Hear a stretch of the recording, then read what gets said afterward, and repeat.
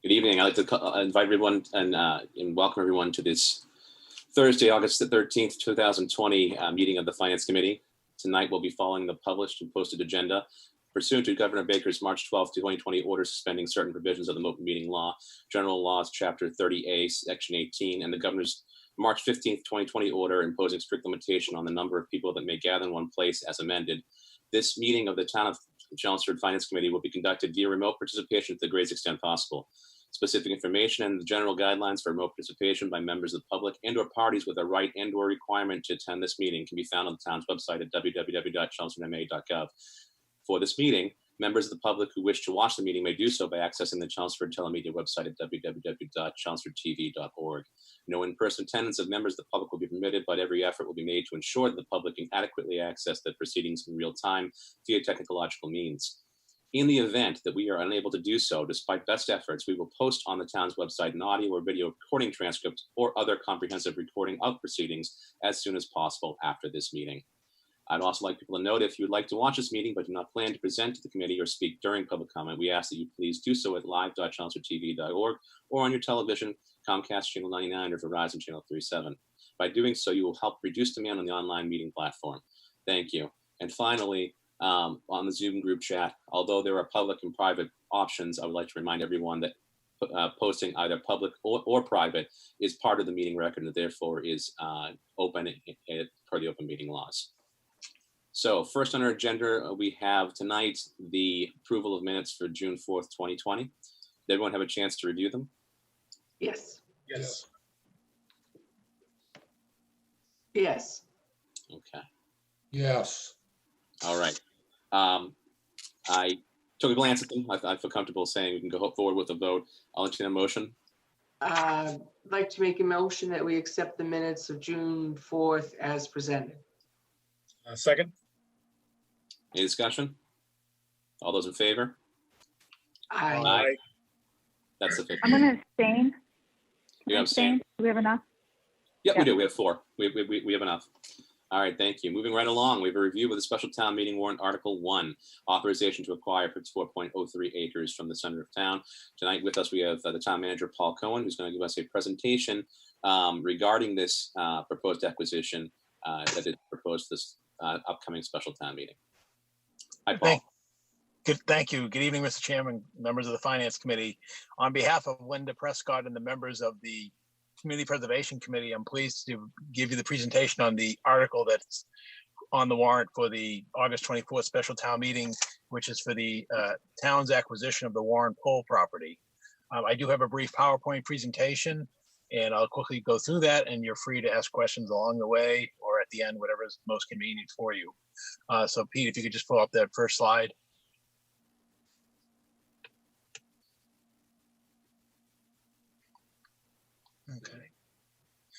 Okay, if we go to slide 2, is a photo of the Warren Pole property, which is the target acquisition here for this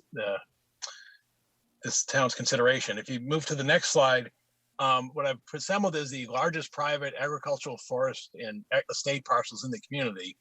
And the one that's in consideration is the number 2 on the list, which is the Warren Pole property, identified as Boston Road. The parcel itself is 53.32 acres. There's 2 other minor parcels that bring it to approximately 54 acres. So with obviously the top one being the Sportsman's Club, this is the largest open space parcel available in the town for acquisition. A few months back, the Warren Pole family reached out and sought inquiry from the town if the town would be interested in preserving this property, which has been held in the Warren family going back for generations. And obviously the family's interest and the town's interest is to preserve the property in its natural state. In most recent years, it's been used for agricultural purposes. And it does have wetlands, and I'll sort of go into the property a little further. The next on the list, just by happenstance, was the Hennessy property known as 24 Misty Meadows. That was also a recent consideration through the right of first refusal under Chapter 61A. The Chelmsford Water District is considering that parcel next week. And so the town has assigned its right of first refusal to the water district, which intends to act upon that next week at a special water district meeting in order to preserve that site for a potential municipal water supply. Again, the number of large vacant parcels in the community are limited, and the water district believes that this Misty Meadow site has a potential for future use. So that basically leaves the town with the consideration of the Warren Pole property. And if you go to the next slide, it's a brief thumbnail sketch of the Warren Pole property. The legal address is 95 Boston Road. It's 54 acres. It has frontage on 6 roadways, and they're listed there in alphabetical order. Significant frontage is on Acton Road.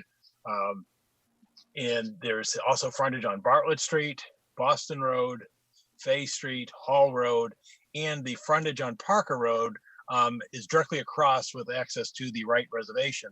And so that was important for the Conservation Commission because the whole idea of their efforts are to provide linkage to conservation lands and to preserve conservation corridors. The agreed upon asking price, which is under purchase and sale agreement now between the Warren Pole property and the town of Chelmsford, as approved by the Community Preservation Committee and signed by the Board of Selectmen this past Monday evening, is for $1,150,000. That basis of that asking price was determined by the town Community Preservation commissioning 2 independent appraisals of this unique parcel of property. You can see listed there the Avery Associates appraisal was at $1 million, and the Minuteman appraisals valuation was $1.3 million. Obviously, a significant variance there of 30%. And I think if we commissioned a third appraisal, we likely would have perceived to have a third different valuation, because again, this is a unique parcel. And in the determination of how to evaluate that parcel, it really came down to how could the land be developed, and then what were the development costs for that parcel.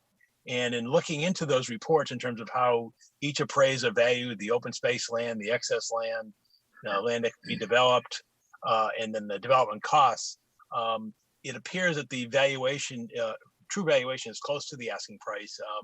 And the reason for that is looking at the Avery Associates appraisal, he didn't include a lower cost roadway paving option that is allowed for a limited subdivision. And so therefore that was sort of the differential when you look at how the prices varied. So the 1.15 million was agreed upon. It's a fair market value for that property. If you go to the next slide, you sort of have an aerial view of the property that sort of identifies all the linkages to all the parcels and streets that it has frontage on throughout the community in the center of town. And you can see at the very bottom, you can see the access to the Wright Reservation. I mentioned about the idea of a conceptual development plan. The next slide shows you the potential development plan, which would have been off of Bartlett Street, which would have had a 7-lot subdivision with good sized lots, and then the remaining land would have been open space. You can see through the open space, there's the brook that runs through it, so you do have some wetland considerations, but a lot of it is farmable. And so again, much like the Misty Meadows property or others, what you look at is what is the developable capability of the property to sort of determine the success valuation. So again, with the acquisition price solidified, it then came down to, well, how would the community preservation pay for this property? And the Community Preservation Committee looked to the finance director, John Souza, and in consultation with the town accountant, Darlene Lucia, looked at their financing options. And on the next slide, you see a 10-year debt service projection for $1.2 million at a conservative 2% interest rate. Remember, the town borrows tax exempt, so our true interest rate will probably be less than 2%. But again, we wanted to be conservative. And many of you are familiar with this process. The town, unlike a homeowner that does a level payment mortgage over a life of the loan, the town does level principal. So you can see the $1.2 million is paid amortized over 10 years, $120,000 per year in principal, and then your interest is determined based on the remaining balance. And so you can see obviously the highest debt service is in year 1, which is $145,800. And then by the last year, you're just paying the debt service on the final $120,000 of principal. If you go to the next slide, you sort of see, well, how does this get absorbed and financed into the process? And the key one here is this is the current fund balance for the Community Preservation Fund. We presented this at spring annual town meeting in June.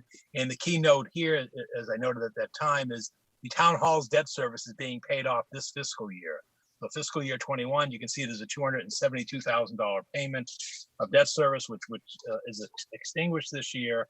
So when you're talking about $146,000 debt service coming into next fiscal year, you can see it's easily absorbed within the debt service schedule of the Community Preservation Committee, and really won't have any impact on their fund balance, which you can see is $2.4 million, or really constrain them in the future for if future opportunities arise that are able to be funded under the Community Preservation Act, such as community housing, open space, and historic preservation. And so moving on to the next slide, the potential uses of the property. The property, as I mentioned earlier, is under Chapter 61A, agricultural use. In most recent years, it's been hayed. We understand prior to that, there was more of a vegetable type of activity, but it is under agricultural use. And I think the intent going forward would be for the town to maintain an agricultural use of the property, similar to what the town did with the Sheehan Farm and with Sunny Meadow Farm. Also, there's walking trails on the property that will provide year-round opportunities for people to enjoy the open space and the views throughout the seasons. Cross-country skiing, you can imagine, it really lends itself well because of its size and its location. And then the last one was a request from the Water District, which is just allow the use when you make the motion, you acquire and put the preservation restriction on the property. Allow use for a municipal well field, because just keep that possibility open, because this is an indefinite future that the town will open this property, and there may be a need or requirement for additional water supply, whether it's 20 years from now or whatever indefinite period. So again, there are no plans to develop a municipal water supply at the site. The Chelmsford Water District believes they'll have ample supply with Misty Meadows and their other well fields.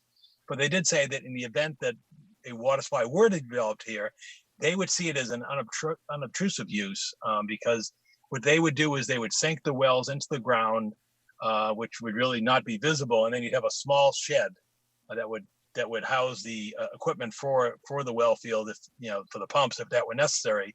But they would not need a treatment plant or treat on the site. They would basically run that water down off the property onto Boston Road and to their nearby treatment plant. So the municipal well field is in keeping with the historic preservation and open space uses of the property.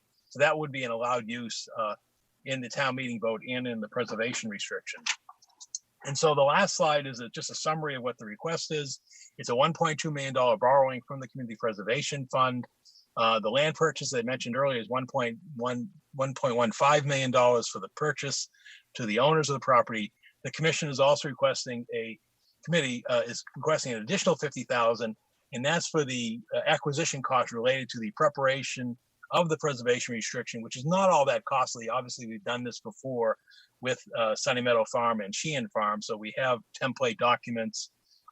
We've utilized the land trust in the past for those activities, and we would likely do that again with the committee. But the real cost is a baseline report of the property.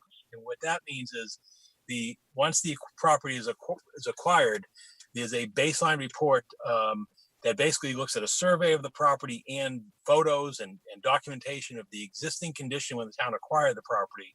And that way, if there were ever questions in the future in terms of use or what had happened to the property, or if it was and compatible with the preservation restriction, you'd have a recorded document. And again, the town did this with Sunny Meadow Farm and Sheehan Farm, and we've used the Audubon Society in the past. So that's what's envisioned that would take place here in order to really solidify the acquisition. We're required under the community preservation law to put a preservation restriction on the property that's held by a third party, in this case, the Chelmsford Land Trust, and therefore there's an independent oversight and an enforcer in the event that any activities were to take place that were not compatible with the express desire of the town meeting, by the town meeting vote, and by the preservation restriction. So that, Mr. Chairman, is the presentation. And I'll answer any questions that the Finance Committee may have at this time. Thank you. I have a question. It relates to the water district and that other parcel. How would the water district purchase that? They are purchasing it from their water district free cash. They just certified their free cash rather rapidly with the close of the fiscal year on June 30th. And so they are going forward with a free cash. Their price is just under $1 million. I think the acquisition of that was $950,000 for Misty Meadows. So they've already got that. They've got the money for it, and it's a. Yeah, they had a district meeting yesterday where they reviewed all of the presentation materials, and they're going to special district meeting next Wednesday evening. Thank you. Just a couple of questions, Paul. You actually hit on 3 or 4 I had jotted down, so you preempted some of those. Thank you. That was a very nice, quick walk through the slides. The conceptual development plan that was on slide 6, was that actually taken from one of the appraisals? Like that's where that came from? That's how they envisioned it? Yeah, well, it came from Landvest was the agent that the Warren Pohl family utilized to market the property. And so they're the ones who on their experience, developed a potential subdivision off of Bartlett Street. And we reviewed it with community development and so forth. And it does seem plausible as a development opportunity for that site. But unlike the Misty Meadows one, which had gone through the process and had planning board subdivision approval, this had not had that formal examination and approval. This is a conceptual subdivision plan. Okay. But both appraisers in their assessment determined that was likely the highest and best use for the property. Okay, that's what I was about to ask. They didn't have any restrictions or limitations on what they were appraising. They just, whatever the highest and best use was, is how they came up with their value. Exactly. Okay, and then just the last one is on the debt service piece, assuming that this happened sometime before the end of the year, we would have about a 6-month, I don't know if that town hall debt service actually goes through 6/30 of next year, but there would be some overlap, so figure half a year of each. So there would be a small impact in the fiscal year 21 debt service. No, this will be debt service, not of the general fund of the town, but of the community preservation fund. Right. And there would be a fiscal year 21 impact of that. No, they would not be. They would schedule the debt service so that the initial payment is not due until fiscal year 22. Okay. So thank you. Because we have not gone out to market yet. So at this point, you'd be looking at only an 8 or 9 month period before the first debt service payment would be due. Okay, thank you. Yeah, it's a nice coincide. Anyone else have any questions? All right. Okay, Give me public comment. Seeing none. All right. Review, discuss, and vote on recommendation for special town meeting warrant article. Do I have a motion? I would make a motion that we accept Article 1 as presented. Second? I second. All right. Any discussion? It's pretty straightforward. Yeah, I think it's an excellent idea, and I'm glad that it works out financially for the town. Yeah, I think we were very fortunate. We had the town hall service debt coming off this year. That coincided with this sale, for sure, because that freed up the ability to do that with the CPF funds. So I'm pleased about that. And it's like a perfect location across from the right. Like all the coincidences are lining up in our favor. So yeah, it makes me wonder. I'm wary of it. All right. Any further discussion? All those in favor? I'm going to do a roll call. Aye. Oh, I can see you all. We're not going to do a roll call. It was five in favor. No opposed, no abstentions. All right. Right along the agenda is discuss plans for report. And this is pretty simple. We we approve this. I'm not sure what we need to do as far as a report is concerned. I think it's a one sentence type thing. Pam, I see you're hiding there. It's, I think, a situation where you're muted. Yeah, so I don't think we're going to have a situation where we're going to be publishing anything. Obviously, it's literally a one or two sentence report, which could be run off on a sheet of paper. I don't know what the town's plans are, or any type of report or anything like that, Paul. It seems foolish to do anything through a printer or anything like that, as far as our report is concerned. Yeah, well, I'll provide a point similar to what you have this evening to the town meeting, which we'll post ahead of time, and then people, as they arrive, can obtain hard copy as well. Okay, but I don't think, what I'm saying is I don't think we need a full hardcover report for like a 7-page type presentation. Okay. So do I have to do anything or no? Just funnel to me anything needs to be included that Paul or John want to include as far as the actual report. But honestly, it's going to be a very short and sweet one or two pager for us, if that. So no, the short answer is no. Okay. All right, and then that needs to. So the special town meeting is on the 26. Monday the 24th. 24th. Yeah. Not the 26. No, 26 is actually Wednesday. I have a small question. Since the governor reduced the number of people in public, what's the rules about town meeting? There are separate rules for legislative bodies such as town meeting. So those general rules that you hear from the governor that he came out with last week, those apply for those conditions that don't have their own standalone special regulations. And there's about 40 of those at this point in time, from restaurants to other activities. But in this case, the legislative bodies are exempt from the open space crowd limitations. Okay, so the plan will still be in the PAC rather than the gym. Yes, we're going to try to do the PAC. They thought with the air conditioning and the limited duration that we should be in there, that this would be a sufficient option. Famous last words. Yeah. The heat got everybody out of there pretty quickly in town meeting in spring. I don't know. All right, sounds good. Any other questions? All right. We discuss upcoming fall town meeting schedule and meeting plans. So that's fast approaching, Paul. When do you expect the warrant to be ready for us to start reviewing? I'll be presenting my first draft warrant to the Board of Selectmen on Monday evening. They are scheduled to sign it on their first meeting after Labor Day, which would be the Monday, September 14th. And then the town meeting is Monday, October 19th. Right now, I've got 15 articles. That sounds a little heavy because there were 4 petition articles, which were in cases duplicative of each other.